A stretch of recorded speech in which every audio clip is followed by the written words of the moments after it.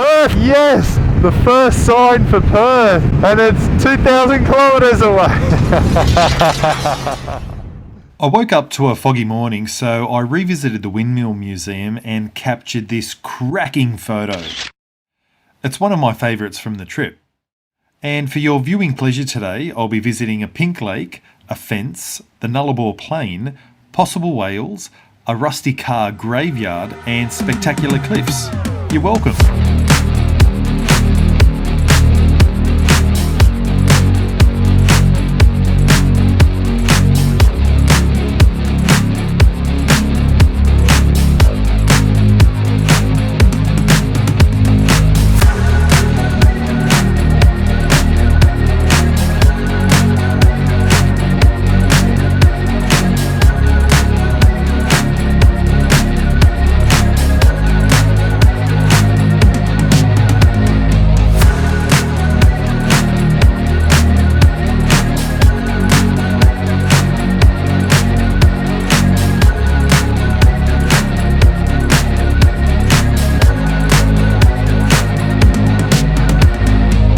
A bit of a bummer that there's no intense colours because it's probably the wrong time of the year.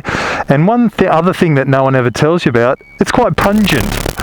There's a bit of rotten egg going on, a bit of sulphur going on. It stings the nostrils, so to speak. That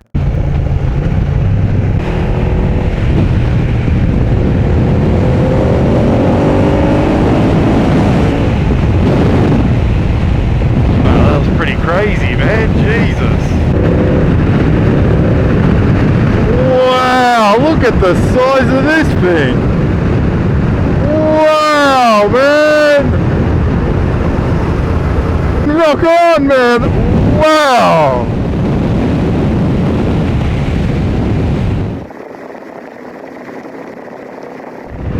Okay, here's a fun fact. That's a pretty good fence there.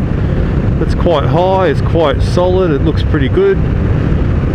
As if it's meant to keep something out, which is a clue to what's coming up ahead.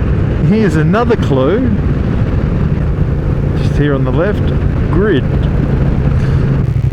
What on earth would you have a cattle grate on a federal highway? Well, that sign over there probably explains it much better than what I can. Do not enter. Penalties up to 5 years imprisonment and $63,000 in fines. That's a pretty significant fine and penalty. Well, this is the dingo fence and it crosses the Nullarbor right here. Now, you've all heard of the dingo fence. It separates Australia into two halves, keeps the nasties out on one side and all the sheep and livestock on the fertile side, which explains the cattle grid. Alright, I think I spent enough time looking at a fence and a grate in the ground. But here's a fun fact for you. The dingo fence is 5,600 kilometres long. Does it get any more Australian than that? Wombats, roos and camels. Alright, let's take a photo.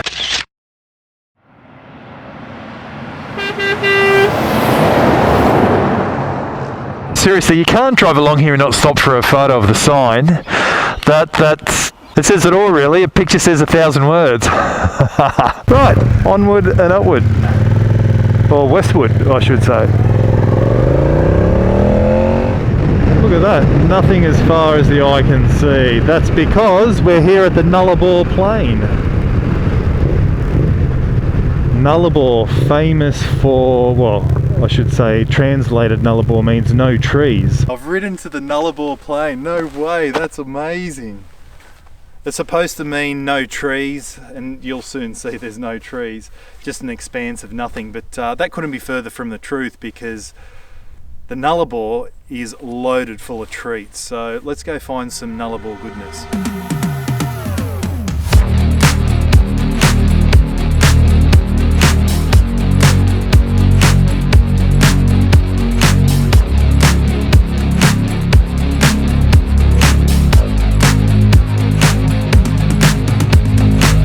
Okay, here we go, head of the Bight Whale Centre.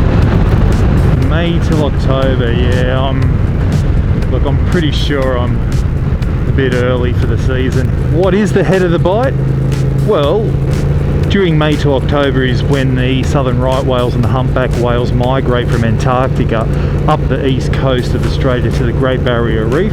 They have their baby calves and then they can migrate back down to Antarctica. Now, on that journey on the way up from Antarctica, they come to the head of the Bight here, which is the top of the Great Australian Bight. They have a bit of a rest here and then make their way up. Also, when they come back down from the Great Barrier Reef with their baby calves, they stop here for a rest as well. And it's a bit of a nursery here as well. And during peak season, you can see up to 100 whales or thereabouts.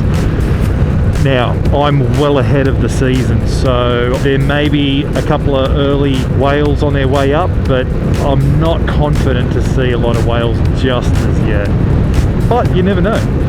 We'll have a quick sticky beat.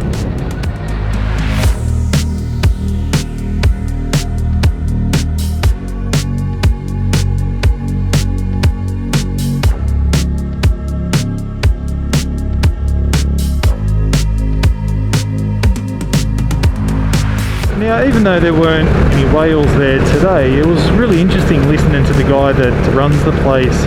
July, August is when it's peak season. He says you can easily see 100 whales out there, even more.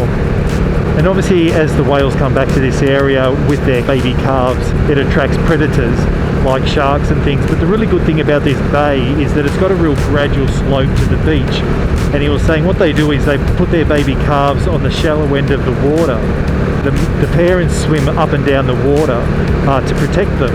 And because sharks attack whales from underneath, in those shallow waters, the mama whales are also protected as well. So it's a great spot here, he says, where they come to mate, to rest, and also as a nursery to look after their little ones. So I'd love to come back here during the middle of the year to see it in its full glory. Time for a break. The Nullarbor Roadhouse. Alright, let's get some fuel. Alright, time for a quick photo. Is this the old Nullarbor Roadhouse from way back? Yeah, I think it is. Wow. Holy f***, the petrol's $2.98. Oh my god. Let's just have a look at that. Holy shit. $3 a litre.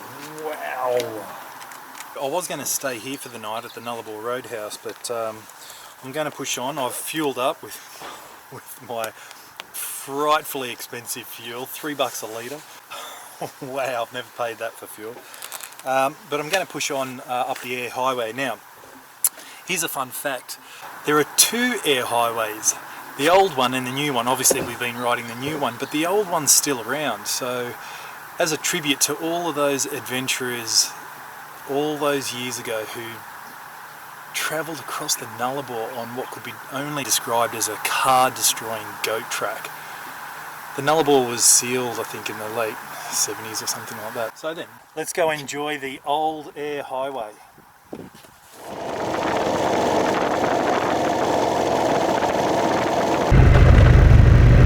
Wow.